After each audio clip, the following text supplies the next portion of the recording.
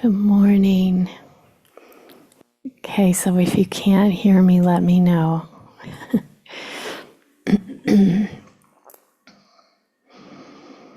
So when I start teaching, I often recite a prayer that's not, conventionally recited, as far as I know, by teachers in our tradition. It's a prayer that we say at the end of our practice. And it's, may bodhicitta, precious and sublime, arise where it has not yet come to be, and where it has arisen, may it never wane, but grow and flourish ever more and more.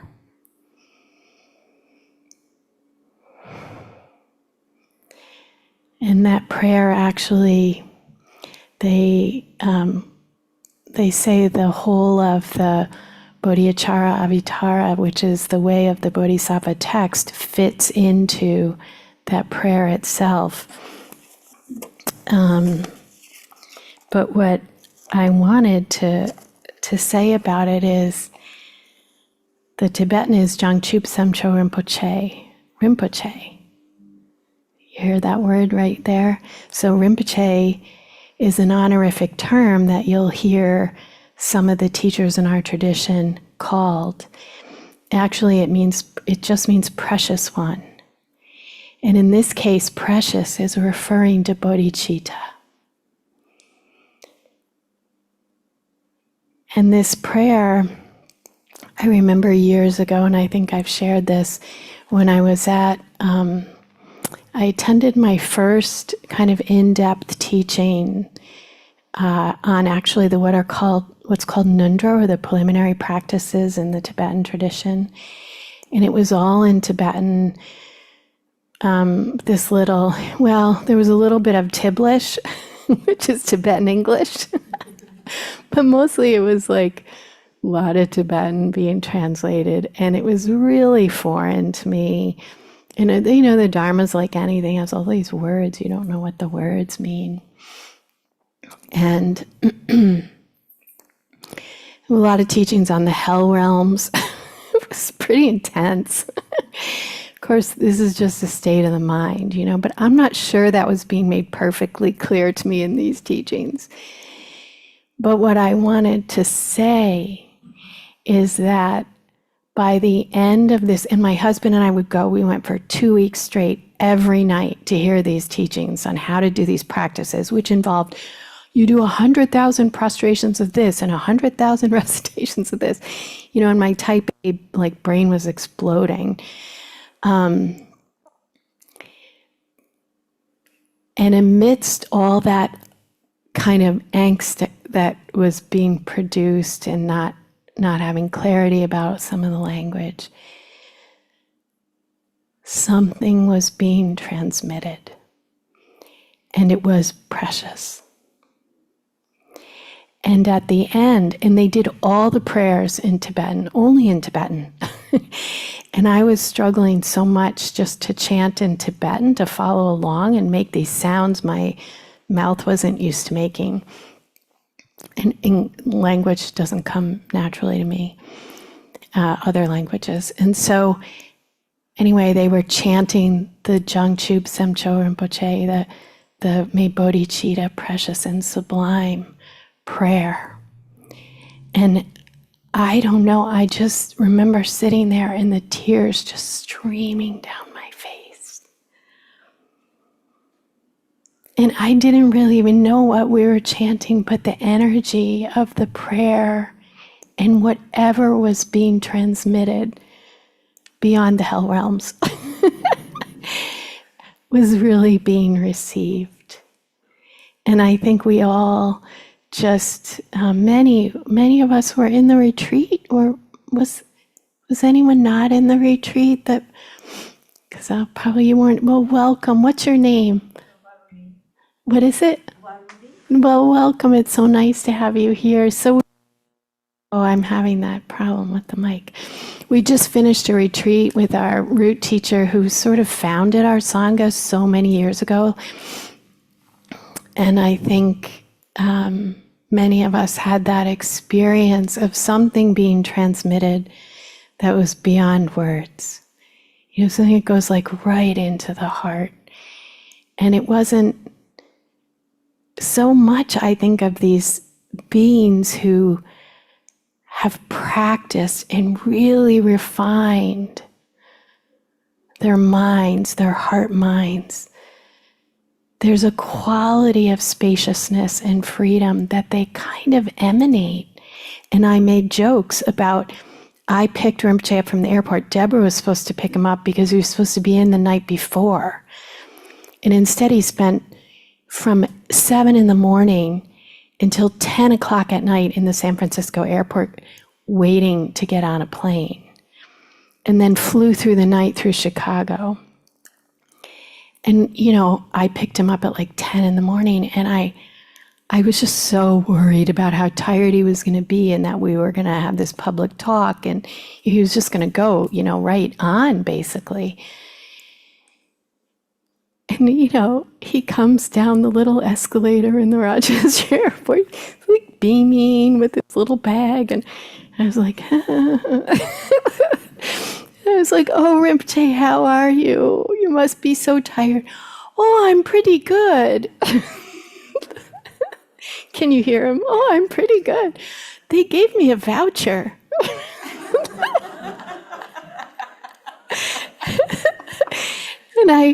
And then he described the food he ate. And then he said that he went to the lounge. I guess they must have, I don't know, he flies all the time, so maybe he's allowed. But they wouldn't let him in until they gave him the exact time he could come back. So it had to be within 3 hours of his flight. So then he got exercise and he walked around the airport. Anyway, he talked to people, and then he did emails. Then he wrote some sacred text article, sent it off to someone on his phone because he forgot his laptop. It's like, just like, oh, okay. This is not how we navigate the world. The ordinary mind isn't doing that. The ordinary mind is like, what do you mean? You can't get me out of here until 10 o'clock tonight. Like, what am I supposed to do? This is San Francisco. I can't even get back home, But this is what's possible. The word for Buddha, an awakened being, in Tibetan is Sangye. And Sang means awakened, and a being who's awakened from the deep sleep of confusion, of ignorance, of not understanding, the deep sleep of duality, of perceiving separation. And Sangye means to purify, to sweep away, to clear away everything that obscures our ability to abide in that awakened state, to be the guy or the girl or the whatever gender you are at the airport who gets to get a voucher for your food and to have what he decided to make it a very expensive once-in-a-lifetime adventure. That was how he chose to relate to the day. Like, this is what we can become when we've cleared away. So the Bodhisattva is this heroine, this hero, this warrior, this courageous one who says, I am here for it. I am here for the benefit of all beings. I am dedicating my entire life to that. And I am here for it all to be swept away. And then when you make that vow, you make that commitment in your life, which is the Mahayana path. Maha means big. When you make that commitment, something kind of magical occurs. It's like life starts to draw out the poison. This is the way I think of it. it's like all your confusion just starts showing up for you. Everything becomes your teacher. Everything becomes the Dharma. Everything is transmitting. Everything is provoking and saying, wake up, wake up. So sitting in meditation, I saw the mind start to come in. Well, you don't forget to say that. Don't forget to explain this about patience, like that kind of chatter, And it was like, and then I heard the birds. Did you hear the birds? But how often do we not hear the birds? Like the birds were my meditation teacher today,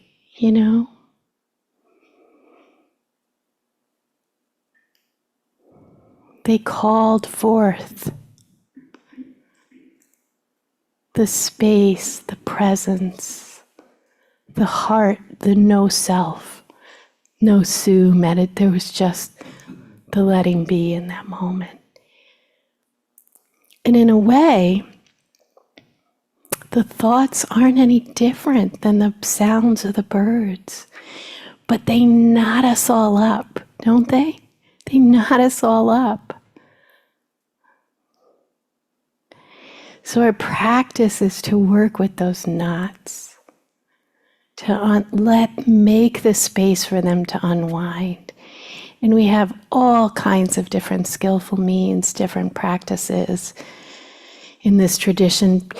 And I've utilized so many of them because I'm a different person moment to moment. So what kind of practice I need this day or this hour, and what kind of practice I need the next day could be really different. So it was really helpful to have a path, to have method, to know how to utilize. But the Bodhisattva learns how to utilize all of it as path. It's all the path. And what's really the path is the unwanted, is the afflicted mind. It's taking what we call the poison as the medicine. It's the Bodhisattva logic. Instead of turning away, we're learning how to lean in to where the place is where we're most uncomfortable. Rinpoche wrote that book, Into the Haunted Ground. And that's about the practice of Chud, which Sunis and I are going to begin to teach in the fall together here and in Philly. And that practice is about, it used to occur in Tibet in the charnel ground. People would go into the places that scare them. So it's where the bodies were decomposing in the cemeteries. And they'd pitch a tent with very little, and they'd do these practices to face their fear. And now we just have to put on the news. We don't have to go anywhere. Right? The haunted ground practice, it's here, yay. And the bodhisattvas cheer. They say, bring it on, come on, we're going to wake up, we're going to utilize this. We're going to see where we're caught, we're going to see where we're afflicted. We're going to learn how to befriend all of that going on, the inner turbulence. We think it's the outer turbulence, but it's arising in here, and then there's a loop. Then we're feeding it back. We're going, yeah, that's how it is. And there's evidence of it. Boom, boom, boom, boom, boom, right? Do you know that drill? Yeah.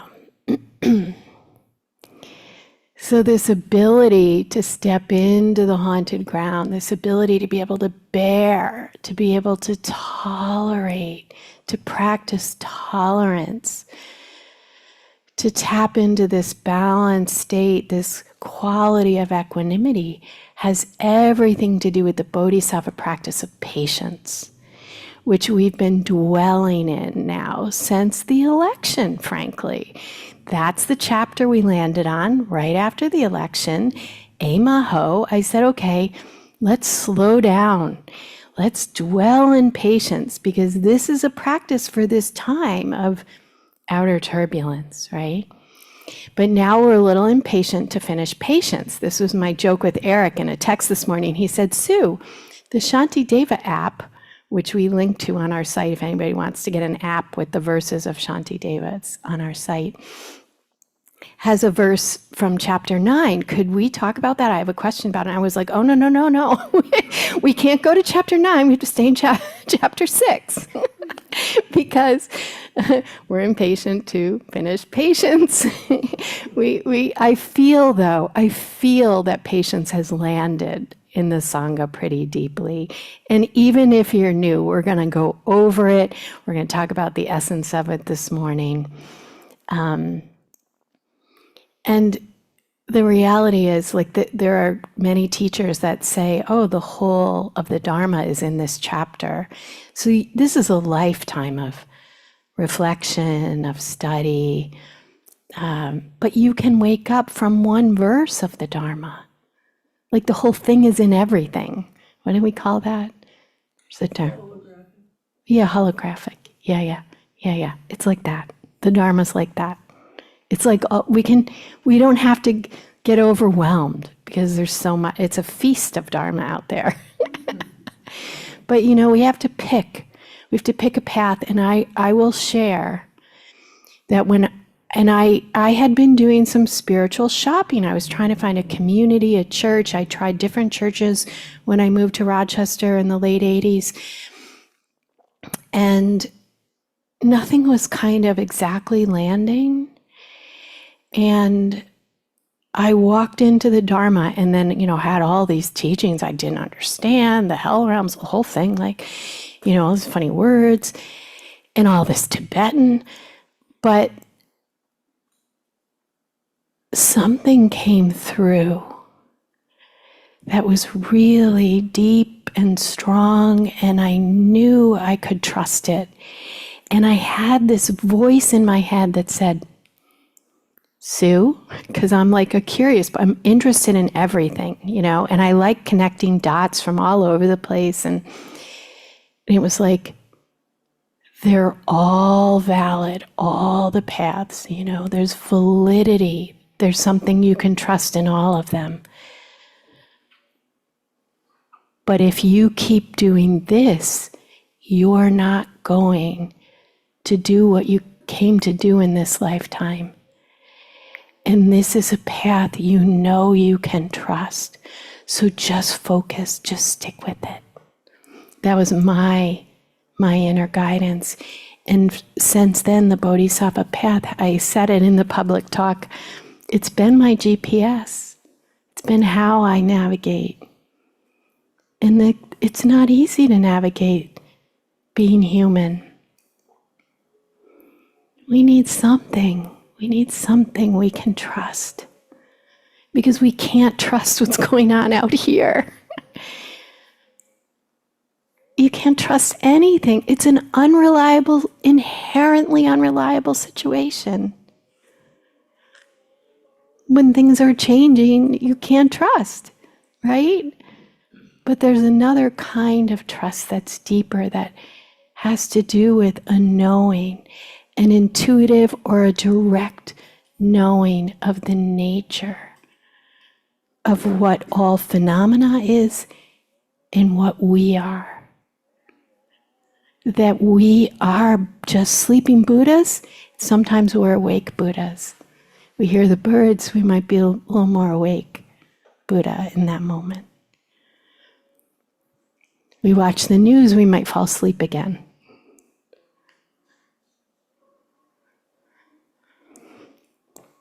So patience refers not just to a passive tolerance, but to an active endurance. So it isn't just this, I need to be patient. It's not where you're setting aside your discernment, your recognition of the way things are, or possibly of harm in the world. It's not to tolerate, to be complicit in harm that's being done. But it's an active, engaged stance where the heart is open, it's responsive, it's seeing clearly, and it's not caught in the habit energy of reactivity, of reification, of othering, of separating out.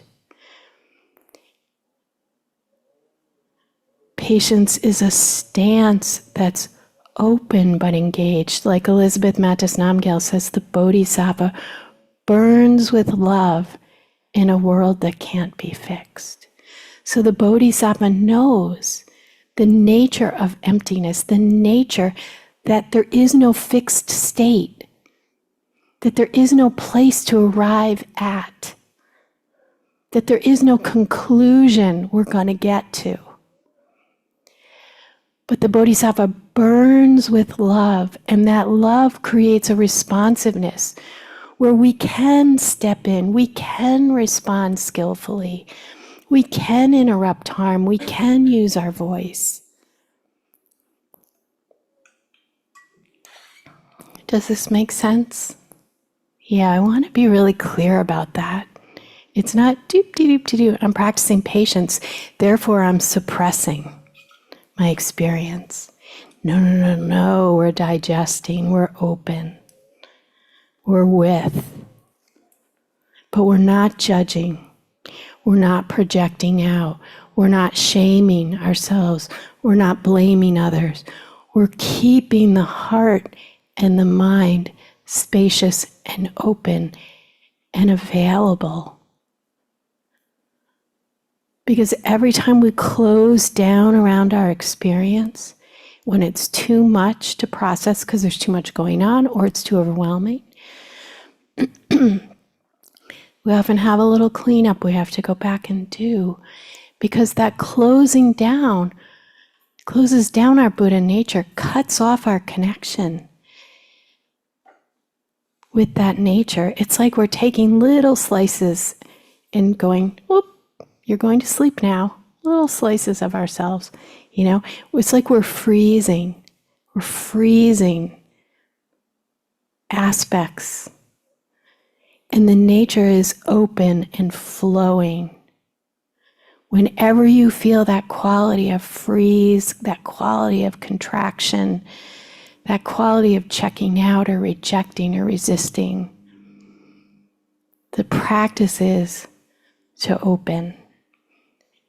That's what the Bodhisattva does. And this is where patience comes in, the ability to bear. The strength to remain undisturbed by harm or suffering.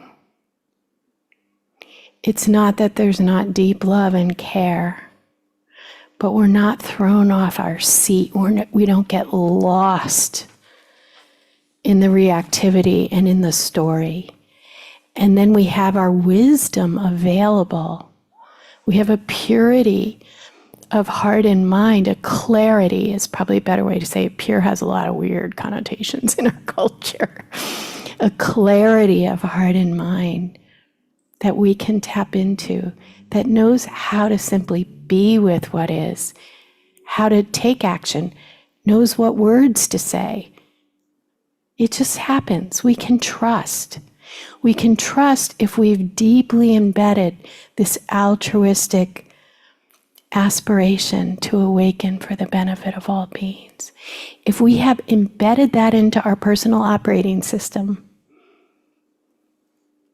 we can trust. We don't have to get too worried. Is this the right way to go? Is that the right way to go? Is this the right thing to say? Is that the right thing to say?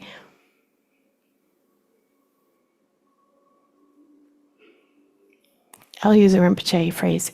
I hope I'm making sense. Is this making sense? I see a little nodding.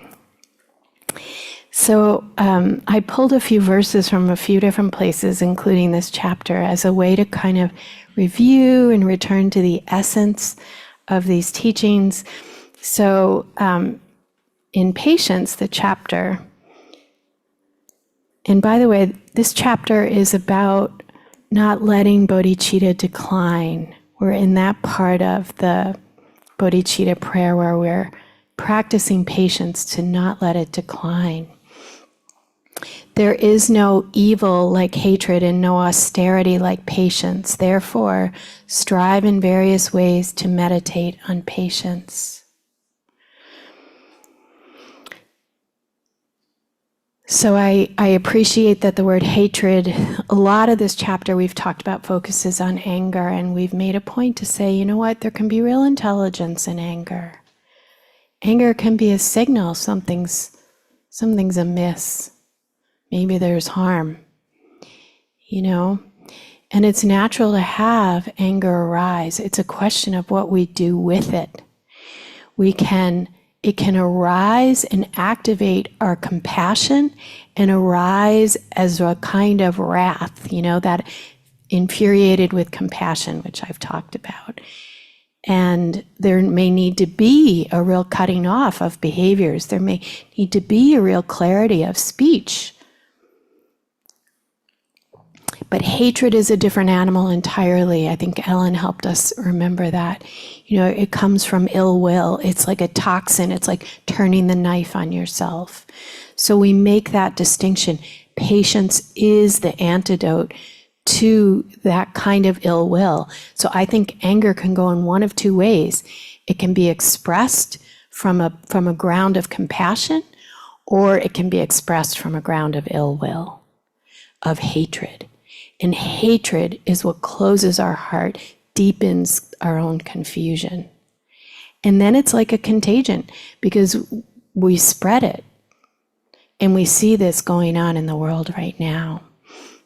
And when we reviewed that verse, we talked about austerity. And I remember really kind of contemplating austerity and thinking, oh, if you walk into a room that's like decorated in a very austere manner, it's kind of very bare, like I would imagine it doesn't have a comfy chair. And I thought, well, that's the kind of discipline of patience. That's the kind of restraint. It's like that bare awareness where you're not adding to, you know, you're not building the story. You're actually just staying open to see what is. You're cultivating this patience, this quality of equanimity. But the comfy place that might not be so austere is to indulge the impulse, the habit energy to go dive into the kind of way we typically respond, whatever our own neural pathways have been cultivating for a long time. We all have our special brands of confusion that we enact on ourselves and in the world. So patience is the austerity to not indulge that comfortable, that habit place, to start to really recognize those places. And then the other verse I wanted to share, and Rinpoche actually recited this in the car on the way to one of the events, maybe it was a retreat. And I said, he said, this is one of my favorite verses. And he said, this is his favorite chapter in the Way of the Bodhisattva. And I said, Rinpoche, that's from the Patience chapter. We're studying the Patience chapter. And I think he was talking about it in the context of kind of the political environment and the turbulent world that we're in. If something can be remedied, why be unhappy about it? And if there's no remedy, what is the use of being unhappy? This is why the really wise ones are saying joy is a good form of resistance, you know? So it's not that we don't engage. Like, if you don't agree with the people who are in power, let's just say, in our country right now, you might feel hopeless until you can vote again. But it doesn't mean there aren't things you can do. Absolutely. If there are ways that are skillful for you to engage. But then there has to be this spaciousness in your system to recognize there's a limit to what your actions, and then there's also a limitless quality to your actions. Like, we will never know the totality of the ripple effects from the phone call we make or the protests we might show up to, if this is your jam, if this is where you're abiding these days, you know? So it's a non-attached, it's that burning with love, like being open. It's the heart and the mind that are engaged, but not caught in the neurotic, we have to fix, we have to solve, we have to change, because there's a limit. There's a limit, right? In a practical, relative sense. And so we can be in the world with that stance, and we can give ourselves permission to enjoy and to experience joy.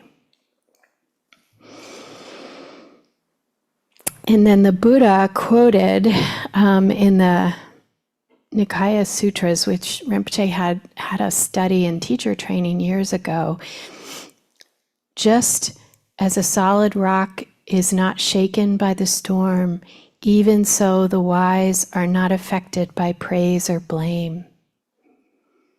So praise and blame are part of the Lojong slogans, the mind training slogans. And I actually have, am I cutting out? I always forget them, but they're those pairs of opposites. And we're always seeking.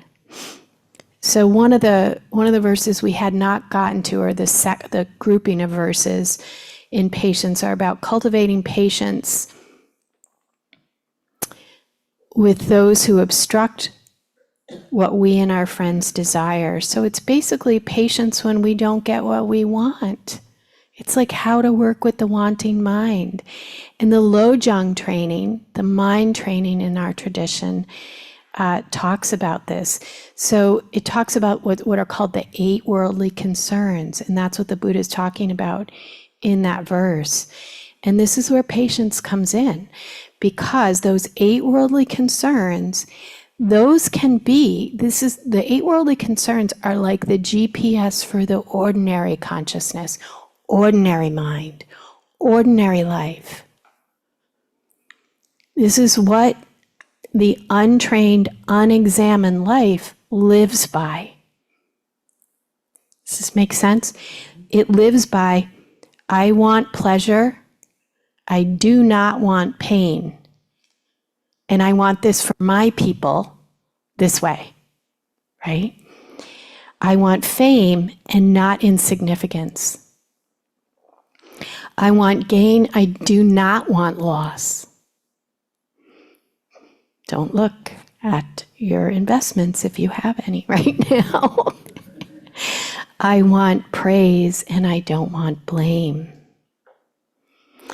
And Dzigar Khanto Rinpoche, in his book on patience, in this chapter, when he's talking about this, the wanting mind, he actually says, praise and compliments distract me, sapping my revulsion with samsara. Sapping my revulsion with samsara. Samsara being the world we keep creating, where we're caught in this cycle of confusion and suffering. Right? And revulsion, disillusionment, plays a very, very important role in the path, in the spiritual path. Because if we don't become disillusioned, we still keep living in the realm of the worldly concerns. We're still trying to work it out. Get the praise, not the blame, you know. Have the gain, not the loss. That's just running the show.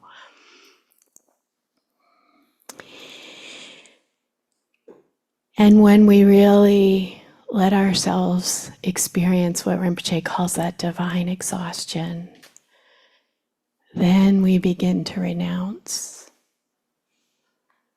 We stop looking for refuge in the praise, in the gain, in the pleasure, right? And it's not that we can't enjoy. In our tradition, in the Vajrayana, we enjoy. We bring it all in. We dance, we drink wine, we do all those things, actually, if they aren't a problem for you, you know.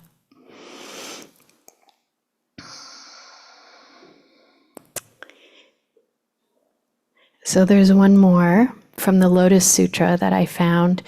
We do not hold grudges even toward those who harm us. Instead, we embrace them with compassion and patience. So this represents the Mahayana, a sort of spirit of compassionate endurance. And I think this is also a wonderful verse that talks about patience, that if you're part of a family, everyone was at some point, probably part of some semblance of family. If you have a work family, if you have a spiritual family, this kind of not holding on to grudges, not taking things personally becomes so important. And I think that this is where the world I think of it as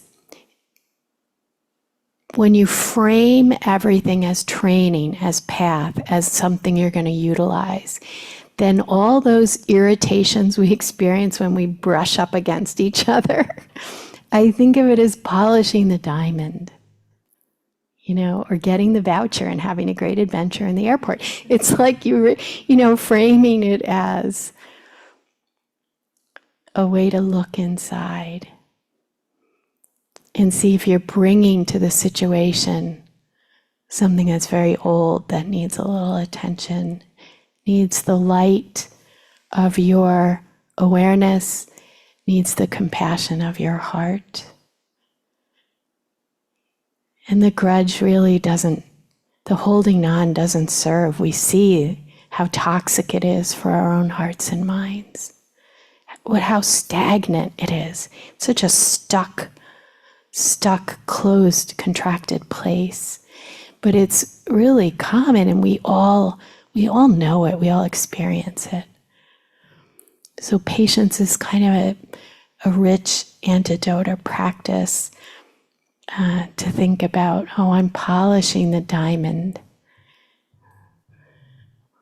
as I read this email that's irritating me.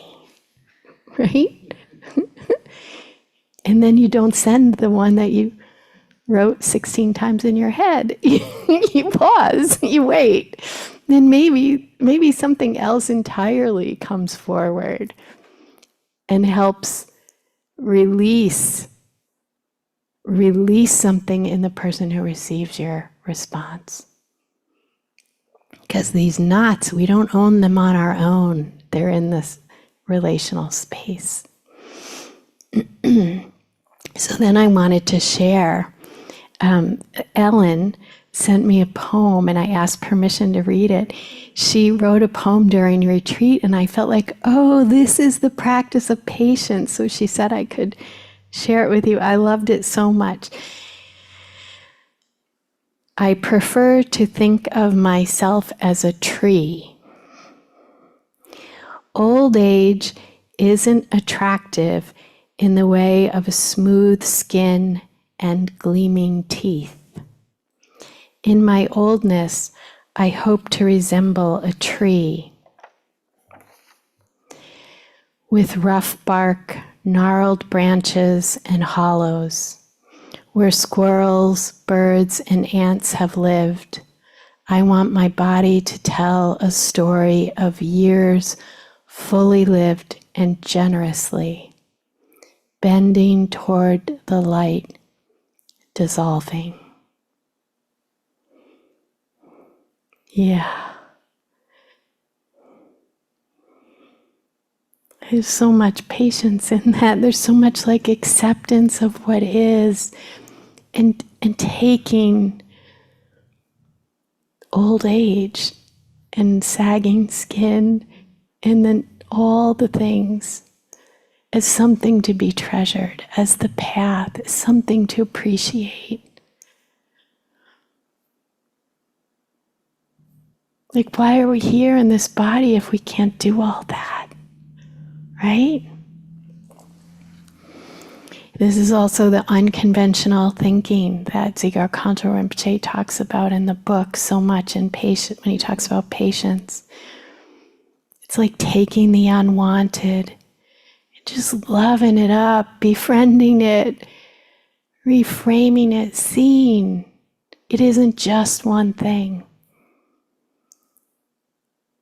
And no matter what age we are, if we experience illness, it's really helpful when we relate to the body to be able to kind of shift and accept. You know, there's that really powerful verse that I relied on a lot when I had some years of being sick. And it's basically, I can't remember it, of course, but it's basically the spirit, the essence of it is, whatever will serve beings. If it will serve beings for me to be sick, let me be sick. If it will serve beings for me to get well, let me be well. If it will serve beings for me to die, let me die. Like, it's that radical. This is what I mean by the through line. There's not a lot of like caught in self. There's no self in these aspirations. And yet there's deep love and care and acceptance of the self.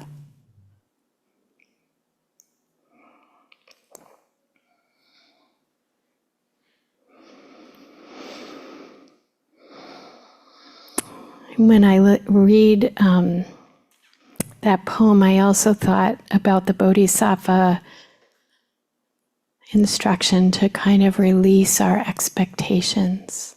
We carry a lot of expectations about life.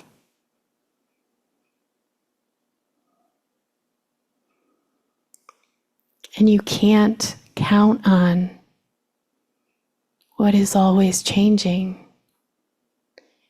You know, you just can't.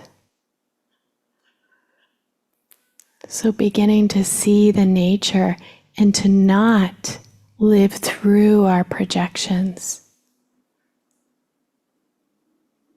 We're constantly taking our karmic lens and laying it over the world. We're taking all the seeds of confusion, all the old hurts, the fears, the experiences, not just ours, but there's collective. And they're informing what we're actually experiencing, how we actually see the world. It's Anais Nin, I think, who said, we don't see the world as it is. We see the world as we are. That's a lifetime of contemplation. Years ago, I've told this story. When we were at the first church that we used to practice at in Pittsford, Christ Church, there was just a few of us. We were in this little room, the humble beginnings, early days of the Sangha, and we were practicing, and there was a knock on the door in this little room that we were using, and a guy poked his head in who looked like maybe not part of the church, like maybe someone off the street. And I jumped up, went to the door, and he was asking for money. He wanted money for the bus fare. So I came in quietly, got some money, not all the money but some money, brought it out and gave it to him, and came back and sat in meditation. And then when practice was over, we all talked about that experience. It was an incredible teaching, because every one of us had an entirely different experience of what had just occurred. You know, I was like, oh, my habit energy of protect the Sangha and the space just jumped right in without necessarily thinking it through, right?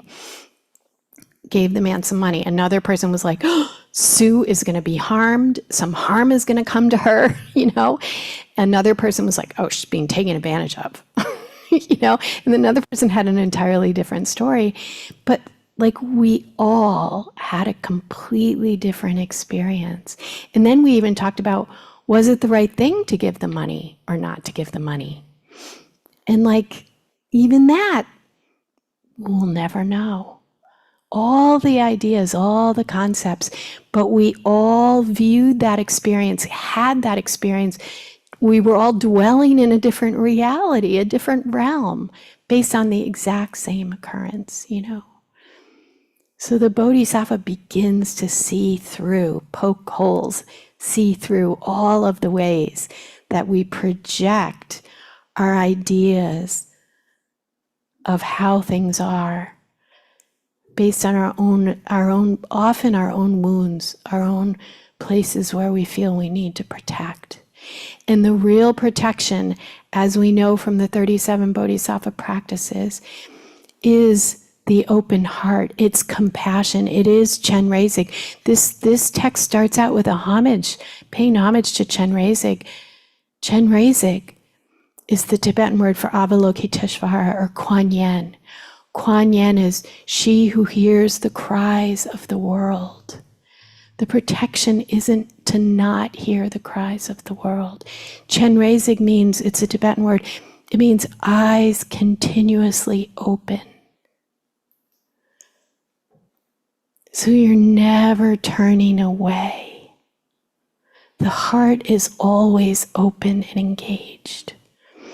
But we will be the crying bodhisattva if we don't cultivate the wisdom to see things as they are. This is a deep teaching Anam Thupten has shared with me because I have a propensity to be the crying bodhisattva. I suspect I'm not the only one in this room. If you're sensitive to the sorrows of the world, you learn to take that as the path.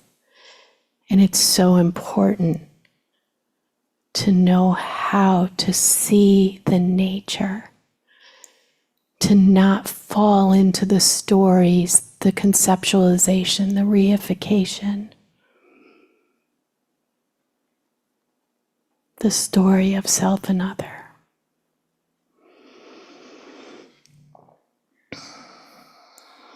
So I'm going to end by, we're not getting specifically to any of the final verses, but I want to tie this into the practice of Dzogchen, which Rinpoche took us into, which is a formless practice of resting in the nature of mind, essentially.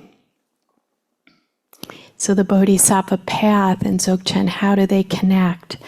And someone just sent me another teacher's, Yeshe Lama, I believe. He took the 6 paramitas, the 6 practices of a bodhisattva, and turned them into like the Dzogchen version. And so I wanted to share those. Non-attachment is generosity. It's the practice of generosity. Non-dwelling is discipline. Non-grasping is patience. Non-effort is persevering. Non-thinking is concentration. Non-conceptualization is prajna.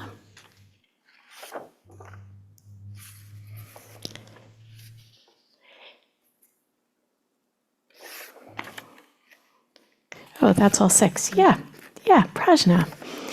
So the practice of non-grasping is the one that is said to be patience.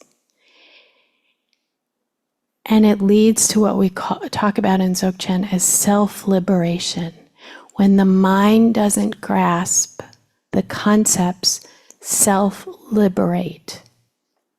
And it's all a concept. The play of the mind is like one concept after another. So there's a teacher named Namke Norbu who wrote something about self-liberation, and I want to end with this. I want to read this to you. Self-liberation in the Dzogchen sense means that whatever manifests in the field of the practitioner's experience is allowed to arise just as it is, without judgment of it as good or bad, beautiful or ugly. And in the same moment, if there is no clinging or attachment, without effort or even volition, whatever it is that arises, whether as a thought or as a conceptualization of a seemingly external event, automatically liberates itself, by itself, and of itself. Practicing in this way, the seeds of the poison tree of dualistic vision never even get a chance to sprout, much less to take root and grow.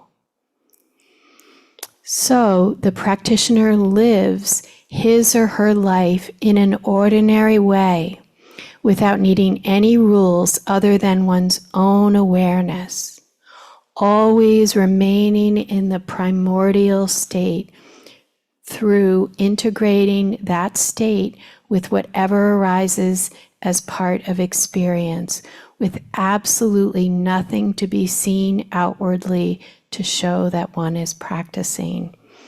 This is what is meant by self-liberation. This is what is meant by the name Dzogchen, which means great perfection. And this is what is meant by non-dual contemplation, or simply contemplation. So this connects very directly the practice of patience with non-grasping. And in the meditative practice, the mind that doesn't grasp releases conceptualization. Conceptualization is what needs to be cleared away. Conceptualization is, we talk about two things that obscure the mind from knowing its nature.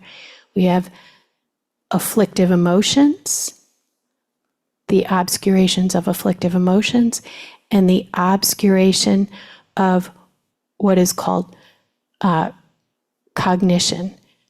And that is basically the conceptualization. It's the ignorance of the way things are, the lack of clarity. So patience has a lot to do with this practice of awakening in a very practical sense, and it takes us to that ultimate Bodhisattva recognition.